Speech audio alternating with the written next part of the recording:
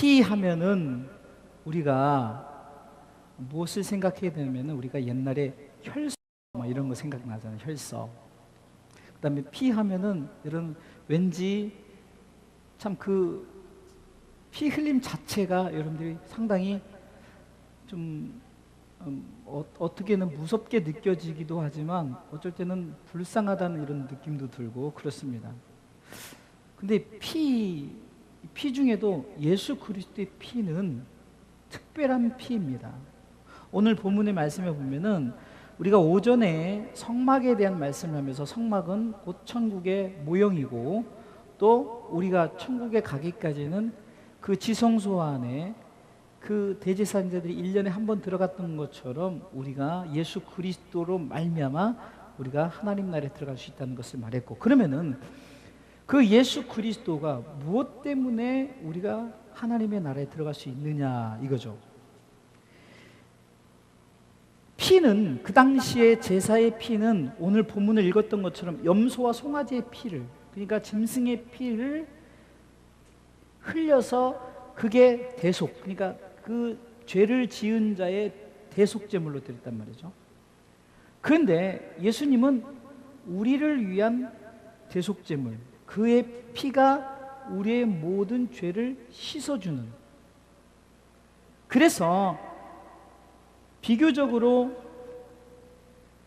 13절에는 염소와 황소의 피와 및 암송아지의 죄로 부정한 자에게 뿌려 그 육체를 정결케 하며 거룩해. 이 말은 그 짐승의 피를 통해서 저를 죄의 사함을 얻고 어떤 그 죄의 문제를 해결했던 것처럼 12절에는 염소의 피로, 염소와 송아지의 피로 아니하고 오직 자기 피, 곧 예수의 피로 우리를 단번에 성소에 들어가게 하셨다. 여기서 말하는 성소는 바로 하나님의 나라를 얘기합니다. 천국을 얘기합니다. 예수 그리스도의 피로 단번에 우리가 천국 백성이 될 수 있다는 것을 말합니다. 그런데 이것은 이미 오늘 이 예수 그리스도의 피는 이미 하나님께서 약속한 거예요. 그래서 이것을 우리는 오늘 본문에 보니까 20절에 언약의 피다라고 해요. 약속된, 약속의 피라는 거죠. 제가 오늘 오전에도 얘기하고 지난번에도 얘기했지만 아담과 하와가 범죄를 했을 때 하나님께서 짐승을 잡았다는 그 짐승의 피가 있죠. 이미 말씀을 통해서 예표로 보여주신 거예요. 아브라함이 이삭을 드릴 때 이삭 대신에 그 여호와 일의 어린 양을 준비했던 어떤 약속된 그것을 미리 예표로 보여줬고, 출애굽 시대 때 이스라엘 백성이 출애굽을 하는 그 당시에 마지막 10번째 재앙에서 그 어린 양의 피를 문설주에 바르면 그 죽음의 사자가 장자를 죽게 하지 않고 그 문설주에 어린 양의 피가 묻은 자에게는 죽음의 사자 넘어갔다. 그래서 6월, 그래서 6월절이에요. 민수기에 보면은 이스라엘 백성이 범죄했을 때 저들의 범죄를 통해서 하나님 다 죽이려 했지만 그러나 모세가 기도해요. 중보자 모세가 기도하자 하나님께서 그러면은 장대에 노뱀을 만들어서 그 노뱀을 쳐다보게 하라. 그러면 살겠다 하고 그것을 본 자들이 살았다는 거예요.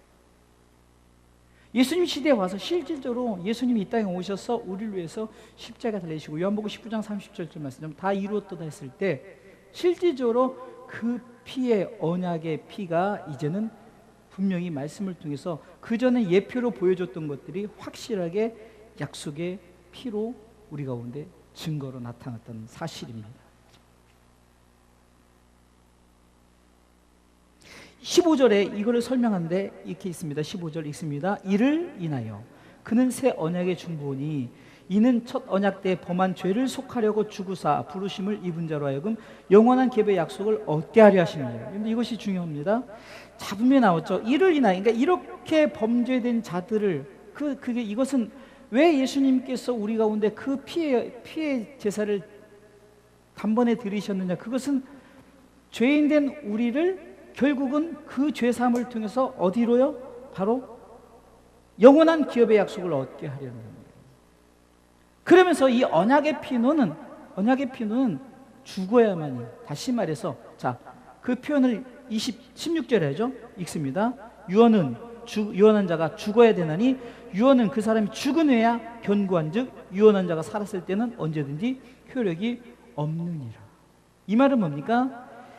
언약의 피가 약속되었고 그것이 있음으로 인해서 죽어져야 되는 거예요. 그냥 살아서 그것이 왜? 유언을 해놓고, 자, 내가 유언을 했어요. 죽기 전에 유언을 했는데 내가 살아있는데 그 유언이 효력이 있나요? 죽어야만 효력이 있죠. 예수님이 우리를 위해서 십자가에 죽으셔야만이 천국에 대한 그 약속이 분명히 우리 가운데 효력이 있는 거예요. 그래서 예수님이 우리를 위해서 죽으셨다는 거예요.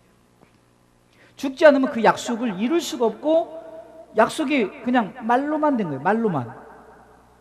그러나 하나님께서는 예수님을 보내셨고 예수님을 죽이셨어요. 왜? 그래야만이 유언한 자가 죽어야만이 유언의 효력. 유언의 효력은 뭡니까?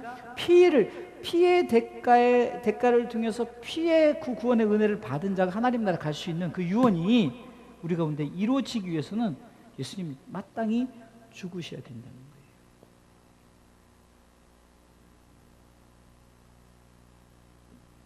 그러면서 첫 언약과 첫 언약과 이제 둘째 언약, 새 언약을 얘기하는데 첫 언약은 그 첫 언약 자체도 보니까 피의 제사를 얘기하죠. 짐승의 피를 통해서 사람이 죄 용서함을 받은 하물며 우리 인간의 죄를 씻기에는 그 언약의 피가 드려져야만, 성소에 뿌려져야만이 결국 그것을 통해서 우리는 바로 하나님의 그 은혜의 경험, 곧 구속의 은혜를 우리가 경험할 수 있다는 거예요. 오늘 본문에 보면은 구약의 사건이 피의 제사를 드렸던 것과 예수님이 오셔서 단번에 피의 제사를 드렸던 것을 설명을 비교적으로 이렇게 비교를 하면서 하는 거예요. 그러면서 19절에 모세가 율법대로 모든 계명 온복새에 말하는 송아지와 염소의 피와 및 물과 붉은 양털 요술줄 취해 그 책과 온복새에 뿌려 이렇게 했던 것처럼 바로 예수님이 오셔서 우리를 위해서 피를 뿌렸다는 거예요. 이것이 바로 피 뿌림의 은혜입니다.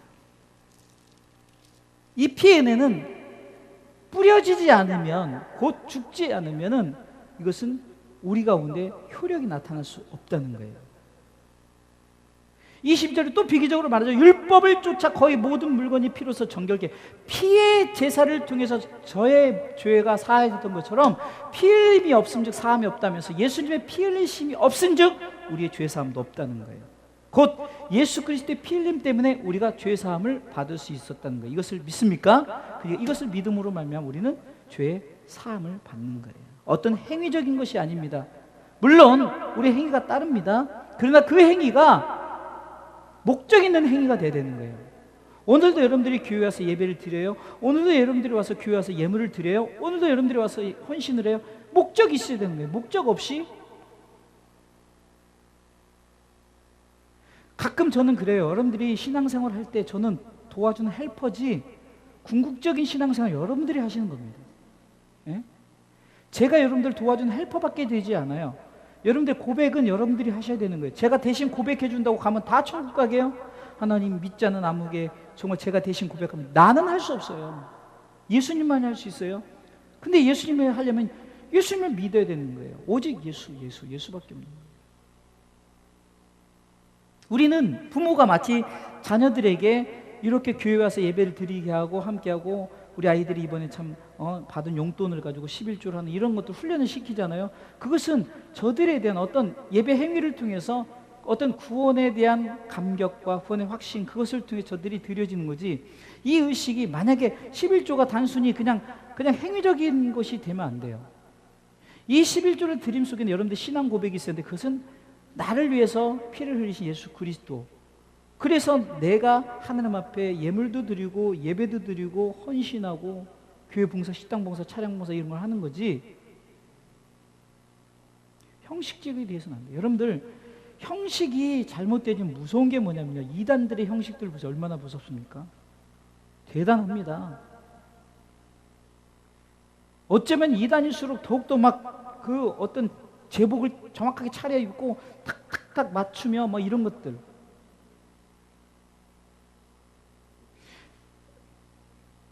정통 교단에서 우리가 그렇다고 해서 우리는 뭐 자유롭다 그래서는 안 되죠. 다만 어쩔 수 없는 상황이다. 흔히 옛날 우스갯말로 그냥 우스운 예화가 있는데 어떤 목사님이 시켜서 나체족에 가서 설교를 할 기회가 됐대. 이건 우스갯소리에 뭐 설마 그러겠어요. 근데 우스갯 얘기인데 나체로 사는 그래서 자기가 예의를 가지고 가서 다 벗고 설교를 하게 됐다는 거예요. 근데 그 나체족이 목사님한테 예의를 갖춘다고 다 옷을 입고 나왔다는 거예요. 예? 물론 어떤 여러분들 형식이 중요합니다. 그러기에 서로 예의를 갖춰서 나는 나체로 가야겠다. 여기는 내가 그 형식은 중요하지만 본질이 빠진 상태에서 형식은 의미가 없어요.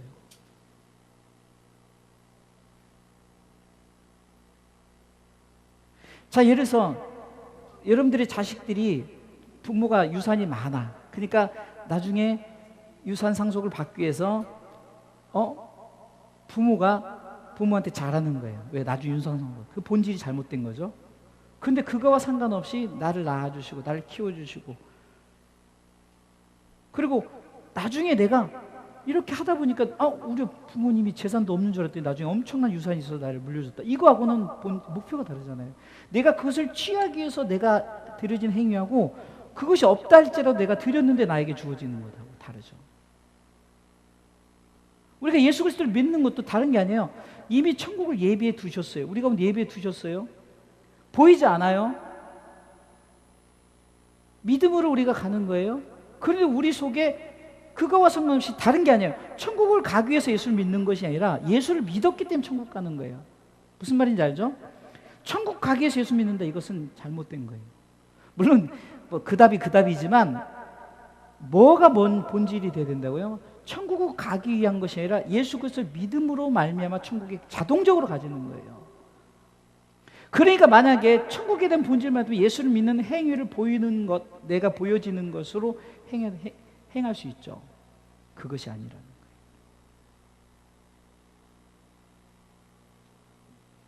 계속해서 오늘 제가 오전에 설교했던 거, 오후에 설교했던 거 이제 같이 해야 되는데 너무 길어버리니까 나눠서 하는 건데 성막, 그러니까 첫째 장막과 둘째 장막을 얘기하는 거예요. 첫째 장막에서 성소, 둘째 장막 지성소, 첫째 장막에서 이 장막은 육체의 장막, 둘째 장막에서 있어서는 이제는 영원한 하나님 나라의 장막. 이런 것들을 이제 표현을 하면서 직접적으로 24절 말씀해 보니까 23절로 24절 읽어볼까요? 23절 읽습니다. 그러므로 하늘에 있는 것들의 모형은 이런 것들로 정결케 할 필요가 있었으나 하늘에 있는 그것들은 이런 것들보다 더 좋은 제물로 할지니라. 그리스도께서는 참 것의 그림자인 것으로 만든 성소에 들어가지 아니하시고 오직 참 하늘에 들어가서 이제 우리를 위하여 하나님 앞에 나타나시고 점점점 이제 히브리서 9장에서는 하나님의 나라에 대한 것을 이제 비유적으로 첫 장막에서는 이렇게 해서 우리 가운데 이런 것을 하는데 진짜 나중에 좋은 제물로 해야 되는데 왜? 영원한 하나님의 나라는 진짜 좋은 제물로 그 제물이 예수 그리스도라는 것을 말하는 거예요. 그래서 그분으로 인해서 그리고 옛 장막은 손으로 만든 성소예요. 그러나 둘째 장막은 하나님의 손으로 하나님이 만든 이것이 이제 우리를 위해서 준비되었다는 것을 말하는 거죠. 그러면서 결론적으로 27절에 한 번 죽는 건 사람에게 정하신 그의 심판이 있다. 이것이 중요한 거예요. 우린 죽습니다. 그러나 죽은 후에는 다 백보자 심판이 우리에게 주어지는데 백보자 심판은 바로 그겁니다. 우리가 이제는 그 영혼이 아버지 품에 있다가 하나님께서 우리와 함께 이 땅에 하나님의 나라가 이루어지는 거예요. 이 땅이 지구다 이러는 알 수는 없어요. 지구일지 뭔지 모르지만 땅에서 이루어진다는 성경적으로 분명히 땅에서 이루어집니다. 우리가 생각할 때는 아이고 이 지구에 이 좁은 땅덩이 어떻게 살아? 아마 그런 우리가 어떤 그런 가설로는 지구는 아닐 것 같아요. 그렇죠? 왜냐하면 지구 땅덩이에서 지금 이때까지 죽은 사람들 어떻게 다 살아요? 근데 그런 인간적인 가설보다 중요한 것은 우리가 하나님 나라의 우리가 이제는 우리의 영혼이 썩어지지 않은 육체와 결합돼서 영혼이 산다는 이거죠. 그렇기 때문에 우리 가운데 이 그리스도의 피가 은혜의 피라는 은혜의 피. 이 은혜의 피가 아니면은 약속도 지켜지지 않고 그 은혜의 피가 만약에 말로만 되어진다면 이것도 지켜지지 않는데 이 은혜의 피는 분명히 약속인데 이 약속을 지키기 위해서 그분이 죽으셨다는 거예요. 28절 읽어보겠습니다. 다 같이 읽습니다. 이와 같이 그리스도도 많은 사람의 죄를 담당하셔 단번에 들이심 받으셨고 구원에 이르게 하기 위하여 죄와 상관없이 자기를 바른 자의 두 번째 날, 이것이 중요해요. 두 번째 날, 재림이죠. 재림. 두 번째 오심. 그래서 재림의 예수님을 믿는 거예요. 재림의 예수님. 그러니까 여러분들 보세요. 예수님이 재림하신다 해서 난리 법석을 칠 필요도 없고 자기의 온 재산을 갖다 바칠 필요도 없고 필요 하면 없어요. 재림하는 순간 이제는 새하늘과 새 땅이 이루어지는 건데 무슨 재산을 요구해. 예를 들어서 봐봐요. 진짜 재림이 우리가 새하늘 새 땅이 이루어진다면 그 땅의 것을 바칠 필요가 뭐예요. 땅의 것은 아무 소용도 없는데. 그러니까 그런 것만 봐도 모순인 거예요. 어떤 교주가 이제 자 재림이 예수님 이 땅에 오신다. 그래가지고 다 바치게 하고 자기가 심전 예수 알면서 그 땅의 걸 모을 필요가 없다는 거예요. 땅의 건 아무 필요가 없어요. 땅의 거는요. 그래서 28절이 결론이죠. 우리의 죄 그것을 담당하시려 그분이 우리를 위해서 단번에 제사를 드렸다. 마치 구약의 제사처럼 이렇게 했다. 그러므로 말미암아 우리가 이제는 이제 구원받았고 결국 구원받은 백성이 하나님 나라의 완성을 이루기 위해서 주님이 오신다는 거예요. 두 번째 나타날 주님을 사모하며 사는 자들.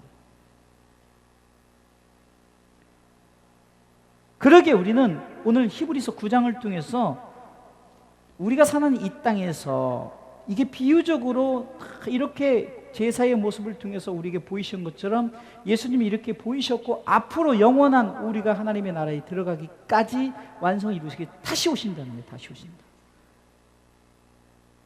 재림의 예수님을 여러분들 뭐 너무 막 영적으로 그렇게 뭐 사모할 필요 없어요. 준비돼요. 여러분 보세요. 내가 시험 잘 봤어요. 그렇죠? 시험 진짜 잘 봤어요. 시험 성적표가 언제 나오도 아무 상관없어요. 그렇죠? 빨리 나오도 늦게 나오도 왜? 난 잘 봤으니까.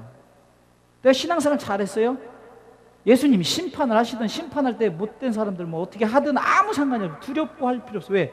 나는 천국 백성이고 나는 백보자 심판에서 하나님께서 너는 내 것이라 할 것이기 때문에. 아 목사님 제가 땅에서 지은 죄 그러니까 네 행위로 가는 게 아니라니까. 그 얘기를 제가 계속 하는 거예요.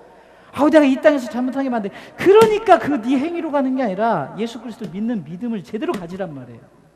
이거 하나면 충분한 거예요. 예? 천국 예수 그리스도의 피면 충분합니다. 내 행위는 전 세계 지구에 있는 모든 재산을 갖다 바쳐도 안 돼요. 그래서 성경이 말하는 예수 그리스도는 바로 이거예요. 행위를 따진다면 여기에 그것을 행할 사람 아무도 없고요. 아 나는 의인인데 인간은 다 죄인이에요. 그런데 왜 의인 되냐? 하나님이 의롭게 여기신 자. 그럼 의롭게 여기신 자가 뭐예요? 로마서를 잘 보세요. 로마서를 보면은 상당히 그런 부분이 정확하게 나와 있어요. 의롭게 여기는 자는 예수 그리스도를 믿는 믿음을 가진 자들을 의롭게 여기는 거예요. 칭의예요. 내가 뭘 해서 의로워지는 게 아니라니까요. 그럼 목사님 내가 이렇게 교회에다 헌신하고 그것은 내가 하나님의 백성들에게 감사함으로 내가 드려지는 것이에요.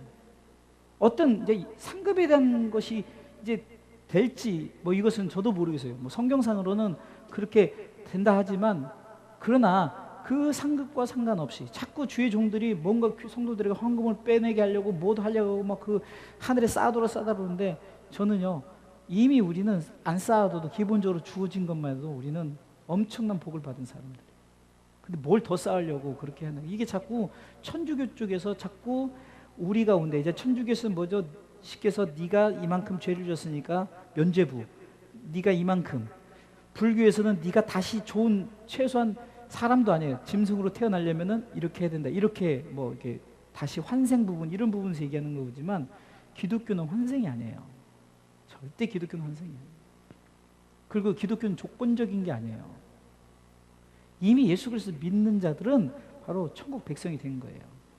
그래서 이 믿음을 끝까지 지키고 가기 위해서는 그 피가 내 속에 묻어 있어야 된다는 거예요. 그리스도의 은혜의 피가 그 언약의 피가 그 죽어서 효험이 나타나는 그 피가 약속의 피가 내 속에 있어야 된다는 거예요. 그래서 우리가 그것을 볼 때마다 참으로 내가 감사하구나. 자발적인 헌신과 자발적인 드려짐이 되어야 되는 거죠. 마치 그냥 우리 아버지 부모님 유언이 그 유산이 있으니까 그것을 노리고 잘해주는 게 아닌 거예요. 그냥 부모에게는 효하는 것처럼 우리가 정말로 나를 구원하신 그 하나님의 은혜에 있어서 우리가 자발적인 헌신 때문에 하나님께서 그 자발적인 헌신과 감사에 보너스로 주는 뭔가 있을지는 모르겠어요. 물론 그건 당연히 있어요. 상급에 대한 부분도 없지만, 그러나 기본적인 것만 있어도 우리는 문제 없어요. 근데 뭔가 상급이 있으니까 바울도 상급에 대한 부분을 얘기했었고, 그 부분이 있지만 우리 성도들은 두 번째 나타나실 재림의 예수님을 바라보면서 그 피가 언약의 피, 약속의 피가 이미 우리에게 있기에 그것을 믿는 자에게 두 번째 나타나십니다. 그것을 믿고 우리 성도들 열심히 신앙생활, 행위적인 신앙이 하지 말고 마당만 밟는 신앙생활이 아니라 한 번을 예배를 드려도, 한 번을 하나님 앞에 나가도 신령과 진정으로.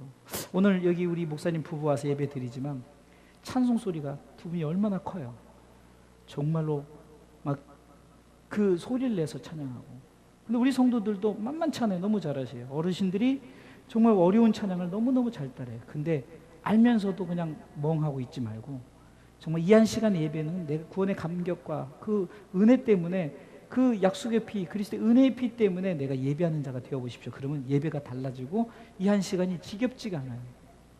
그런데 그것이 없고 자꾸 세상적인 거 생각하고 세상적인 욕심과 그런 거에 빠져 있으니까 자꾸 하나님 앞에 예배 드리는 게 시간 보게 되고 어떤 문제를 삼고. 말씀을 사모해 보세요. 말씀을 들어보세요. 옛날 부흥회 때는요, 정말로 사경이라고 해서 일주일 내내 했는데 그것도 하루에 4번씩 모여서. 그 당시에 뭐 직장들 안 다니까 다 다녔는데도 직장들 다 막 접어두고 막 정말 그렇게 했었어요.